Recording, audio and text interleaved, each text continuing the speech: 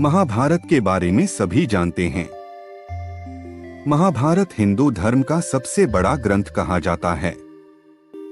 महाभारत सिर्फ कौरवों और पांडवों के युद्ध के लिए प्रसिद्ध नहीं है, बल्कि महाभारत अपने अंदर कई सारे ऐसे रहस्य समेटे हुए हैं जिसके बारे में लोग जानना चाहते हैं।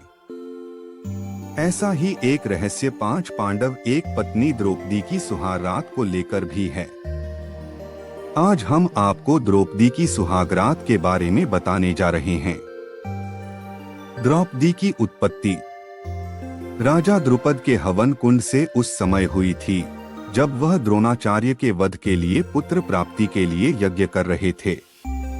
राजा द्रुपद ने अपनी पुत्री द्रौपदी की शादी के लिए स्वयंवर किया था, जिसमें अर्जुन ने स्वयंवर की शर्त पूरी करके द्रौपदी को अपनी पत्नी बना लिया था।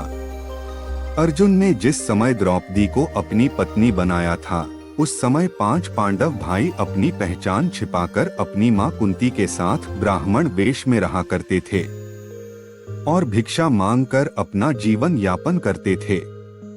अर्जुन पत्नी द्रौपदी को लेकर अपने घर पर आए हुए थे। उन्होंने दरवाजे पर खड़े होकर मां कुंती से कहा कि देखो हम लोग आपके लिए क्या लेकर आए हैं।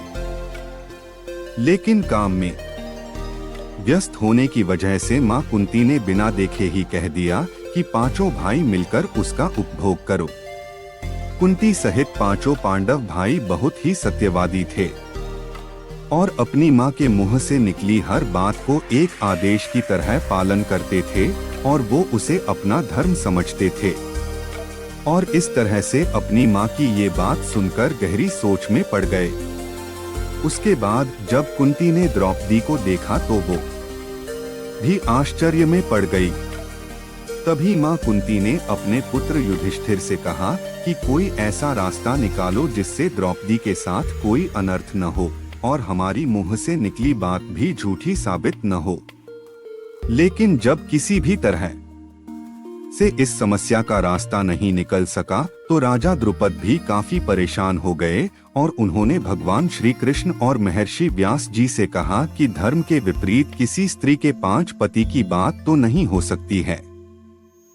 तब महर्षि व्यास बताते हैं कि द्रौपदी को पूर्व जन्म में ही भगवान शंकर से ऐसा ही वरदान मिला हुआ था और इस तरह से द्रुपद अपनी बेटी को 5 पांडव से शादी कर देते हैं।